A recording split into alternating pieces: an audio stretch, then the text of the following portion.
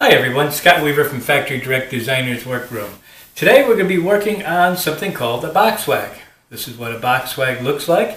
You'll notice that the pleats are on the side of it and it looks like kind of like a box, and that's why they call it a box swag.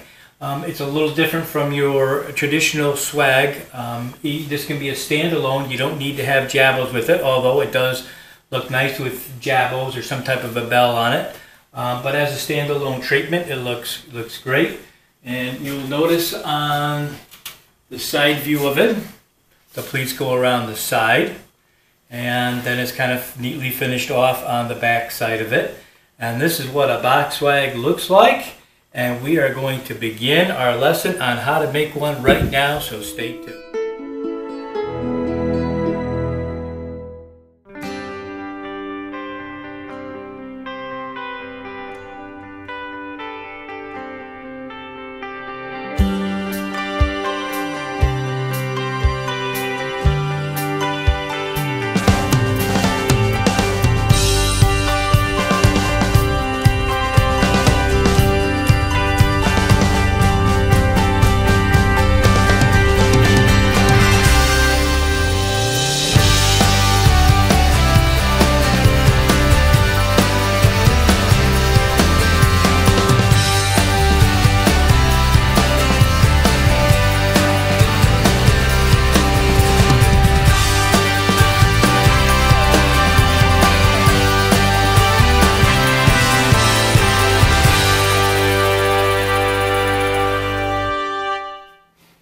Hi everyone, Scott Weaver from Factory Direct Designers Workroom. I had a comment that somebody had left for me that they would like to learn how to make a box swag.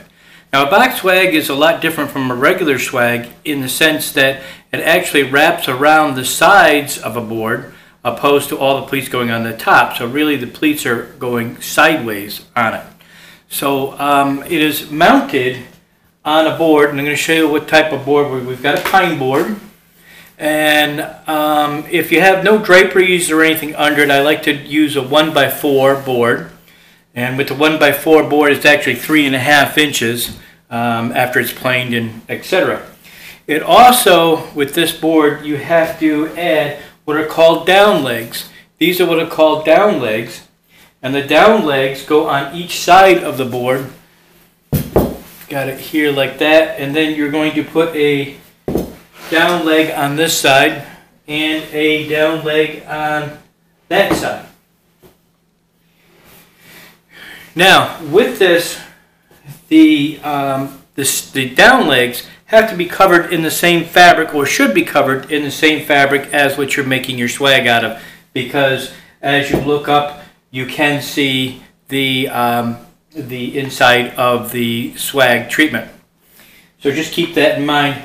And I'm also going to point out how I covered my board. You can see I have staples along the top of here, which will be covered when you put the swag on it, when you mount it.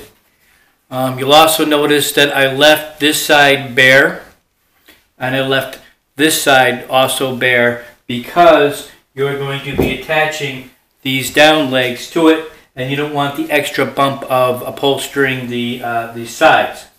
You'll also notice that I have a clean finish on the bottom of it, because that can be seen.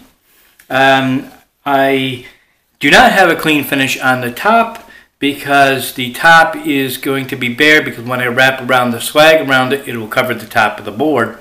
So there's no need to wrap it. And also you want to make sure it becomes flush when you are screwing it into the side here. On the back side of the board, you'll see there are staples on the back, and that's okay because this swag has to wrap around, which will also cover the back side of it. But also another point is, when this is attached to the wall, this is the side that's going to be attached to the wall. So there is a clean finish on this side, although it may not be necessary since the swag is going to wrap around it, but I did so anyway. So the next step on the board after is you're going to screw these together, which I will show later, that these two go together like that, and you're going to screw them in or use an air nailer, however you want to do it. So having covered that, now let's talk about the swag itself. This board that I'm using is 40 inches, and it's 40 inches. It's actually 30. The board itself is 38 and a half. By the time I attach these two down legs on here, it'll become 40 inches, which is another important factor of when you're figuring out. You want to make sure that your window is at least 2 inches smaller. So in other words, my window is actually 38 inches that this is fitting onto. And by the time, and this board was cut, the top dust board was cut 38 and a half. So I'm going to have 1/4 inches on each side. But it's important to realize that these boards, if you're going to be fitting it in between like window casings, that you've made your clearance enough for these boards. Otherwise it won't quite fit on. Having said that, now let's start with the formula. My swag size is going to be, my box swag size is going to be 40 inches wide. But it has to wrap around these returns and go onto the edge of it. So figuring that out, this is 40 inches here, plus I have 1x4, which is really 3.5 inches. So let's start the math. We have 40 inches, an actual 40 inch wide. 40 inch wide is what I want. Plus I have 2 returns that are 3.5 inches each, so that's another 7 inches. And then I want to wrap the board, wrap around the edge of the board. These are 3/4 of an inch. So you want at least another 1.5 inches. And when you, another point is, it can be a little bigger because we can always cut off.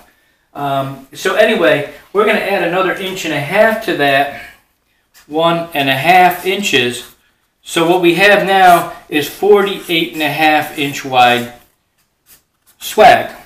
Although the board itself is 40, but to wrap her around the sides, hopefully you got that, it's going to be 48.5 wide. Having said that, now we're going to figure out how much material we need. And stick with me a little bit on this. It's going to be a little confusing, but it's going to be explained a little better in a second one, but this is going to tell you how much fabric you need. At the top, okay, this is the top of the swag. The swag is going to taper down on each side, like so. Have a little crown right like that. That's what your pattern is going to look like. We need 48.5. Plus, we need, because these are side pleats, we're going to need another 5 inches right here and another 5 inches here. So now we have 58.5. So the top of the material is going to be 58.5. The bottom of it, we're going to give it another 10 inches. So the bottom we're going to cut 68.5 inches from here to here for the bottom. Now we're making a 16-inch deep, so usually use about 2 times the drop. 16 times 2 is 32 inches. I'm going to add another 4 inches, so it's going to be 36 inches. So that's our rough measurements on how we get the size. Now, using this formula, you should be able to figure out just about any size, but I want to give you the formula of how I came about this. Now, next step is I'm going to cut the material, and I'll be back in a second.